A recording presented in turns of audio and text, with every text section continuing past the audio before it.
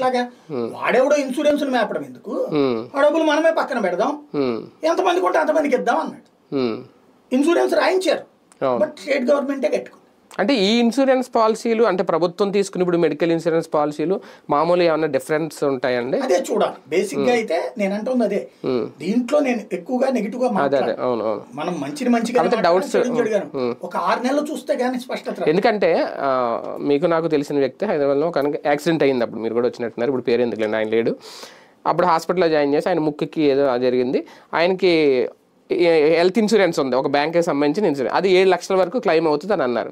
అప్పుడు మాకు తెలిసిన పాయింట్ ఏంటంటే, నేను ఉన్నాను హాస్పిటల్లో 2 రోజులు, ఆ 7 లక్షలు ఎలా అనుకుంటున్నారు, మేజర్ యాక్సిడెంట్ అయ్యి కాళ్ళు చేతులు కూడా ఇరిగిపోయి ఆ టైంలో నీకు 7 లక్షల క్లెయిమ్ అవుతుంది, లేదంటే 1 లక్షకి ఒక క్లెయిము, 2 లక్షల క్లెయిము, 3 లక్షలు, ఈ లిస్ట్ ఇచ్చుకొచ్చాడు. అప్పుడు ఈయనకి ముక్కు అది ఏదో డ్యామేజ్ అయింది, లోపల ఎముక ఏదో ఇరిగిపోయింది, ఏదో స్టీల్ రాడ్, దాని వరకు ఒక 2 లక్షలు అయితే క్లెయిమ్ అవుతుంది, మిగిలిన మీరు పెట్టుకో. ఆ విషయం మాకు అక్కడికి వెళ్ళి ఆ డెస్క్కి వెళ్ళి వాళ్ళు పంపించే వరకు తెలియలేదు. ఓకే, ఆయనకి ఏదో డబ్బులు ఉన్నాయి కాబట్టి కట్టుకున్నాడు. ఇప్పుడు ఇటువంటి కేసెస్ ఇందులో వస్తే డబ్బులు లేకపోయినవాడు పరిస్థితి ఏంటి? ఇంకా హాస్పిటల్కి వెళ్ళినప్పుడు 2 రకాలు ఉంటుంది, యాక్సిడెంటల్ ఇన్సూరెన్స్, హెల్త్ ఇన్సూరెన్స్. మీరు చెప్పింది యాక్సిడెంటల్ ఇన్సూరెన్స్. హెల్త్ ఇన్సూరెన్స్ అట్లా కాదు. 3 సంవత్సరాలు మనం అంటే మామూలుగా ఇదైనా సరే హెల్త్ ఇన్సూరెన్స్ కానీ డబ్బులు కడతాం, జబ్బులకి వాళ్ళు కట్టాలి. 3 సంవత్సరాలు రెగ్యులర్ గా చేస్తేనే చేస్తారు ప్రైవేట్ దాంట్లో.